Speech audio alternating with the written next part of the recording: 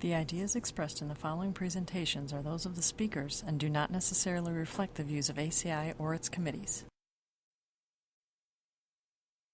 ACI web sessions are recorded at ACI conventions or other concrete industry events and will be made available for viewing free of charge for 1 week. Thereafter, they will be archived on the ACI website or added to ACI's online CEU program, depending on their content. You can earn continuing education credits through ACI's online CEU program. Visit www.concrete.org to register.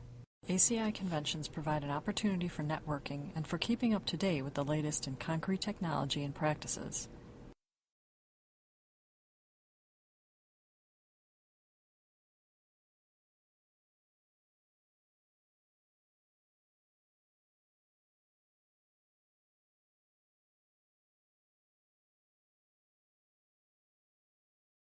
Okay, our first speaker will be Ivan Diaz-Loya.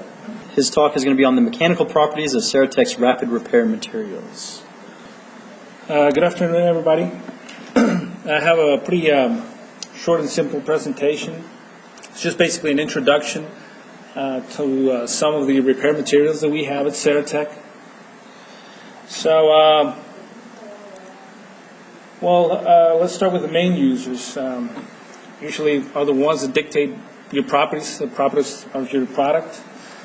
So we also have as clients the military, airports, industrial applications, tollway authorities, ports, petrochemicals. For example, industrial, ports, petrochemicals. Downtime is pretty important. So time is money. They want to do repairs and they want to do them fast. But probably the heaviest users or the main users are DOTs, and is one of the main users that we target. So what are the challenges? Typically, they want to do overnight repairs. They want to limit traffic disruption. They want to maintain the safety of the crews by limiting their exposure to traffic. So it has certain implications, difficult repair circumstances, probably traffic vibrations. The skills of the applicators could be different. So when you're dealing with products like the MAC phosphate products, that's pretty important that your crews are well trained. But basically, everything revolves around return to service in this type of materials. So the DOT requirements can basically divide them into two parts, your return to service and your durability. Among the return to service, strengths are a big deal, right? 2,000 psi in 2 hours, or 3,000 psi in 3 hours is typically a typical requirement for DOTs. I believe that's in 928 as well. Flexural strength requirements of more than 400 psi in 3 days, and bond stress requirements of more than 1,000 psi in 24 hours, or 1,500 psi in 7 days. And in the durability, you need to have a low chloride permeability for obvious reasons, minimum shrinkage, freeze-thaw resistance, scaling, some of the tests that DOTs require. So we probably have around 8 to 10 products. I can't remember very well, but we can probably subdivide them into two classes, our pozzolanic products and our MAC phosphate products. The pozzolanic products are composed of Class C fly ash and powder activated aggregates. It's just an add water product. You mix it, and your main reaction product would be calcium aluminosilicate hydrates. The other family of products are magnesium phosphate-based products. It's basically magnesium oxide, phosphate component aggregates. It's just an out water product. And your main reaction product is Truvite, which is a magnesium phosphate hydrate. So pick just two products just to show you the differences between the two products. So those are the typical DOT requirements, right, that we talked about, 2,000 PSI, 2 hours. This is 24 hours on the x-axis. I don't know if you guys in the back can see it. Y-axis is the compressor strength in PSI. So these are basically the two products. The black line is SLQ, which is our MagFloss product. The green line is SL, which is our pozzolanic product. So as you can see, they have no problem meeting the typical DOT requirements. And the difference here is that the MagFloss products, they develop strength a lot quicker than the pozzolanic products. But then, as you can see, at 24 hours, the pozzolanic products start to catch up. And when you look at 28 days, the pozzolanic product has a compressor strength of around 9,000 PSI, while your MagFloss kind of plateaus and just reaches around 6,500 PSI. And the same for flexure strength. We didn't do hourly on this one because it's not really a requirement. It's very rarely a requirement. But I'm assuming you would see the same, the MagFloss gaining strength more rapidly than the pozzolanic. And at the end, you have around 10,000 PSI for pozzolanic and 700 PSI for SLQ. That would be our bond strengths. These are typical DOT requirements. Excuse me. As you can see, the difference here is pretty big in terms of the bond that the pozzolanic products develop. They develop pretty strong bond, a lot stronger than the MagFloss products. That would be the elastic modulus. The pozzolanic products have a pretty similar modulus than ordinary concrete.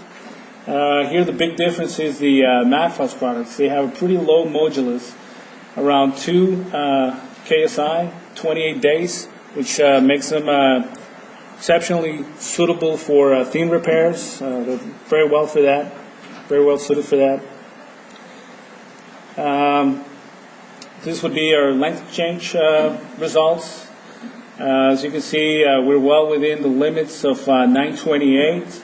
The MagFloss products tend to expand a little bit, but less than 0.05%, while the pozzolanic products tend to shrink a little bit, but less than 0.05%, so we're well within the limit. This would be our chloride ion penetration results. This is the typical AASHTO ponding test. These are the results, 90-day results. The light gray column would be our control, and then the dark gray would be 0 to 5 inches, the chloride concentration at 0 to 0.5 inches, and the black column would be from half an inch to an inch. So as you can see, we're well also within the limit. We are required to do third-party certifications for DOTs every year, so we obviously do in-house quality control routinely, but this is certified by a third party every year. And just to summarize, just to give you a little bit of comparison between the properties of the two products, the MagFloss products have a higher early compressor strength, so they have a faster return to service. They have a much lower MOE, which makes them exceptionally suited for thin section repairs. They have expansion of less than 0.005%.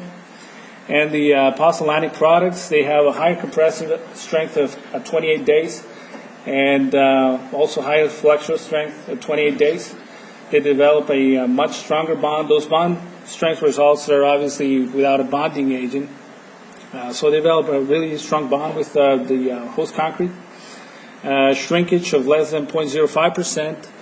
The modulus of elasticity is pretty similar to the existing concrete, so it's very well suited for full structural repairs.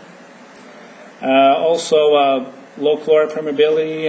Both of them have low chloride permeability. They have good resistance to salt scaling. I'm not showing here the results, but like I said, these are required by DOTs. These certifications are done yearly.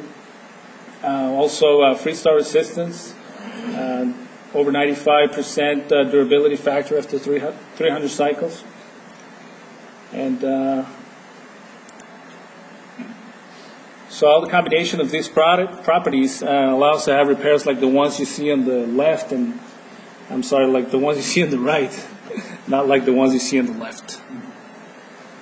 And I believe that's all I have. Any questions? Are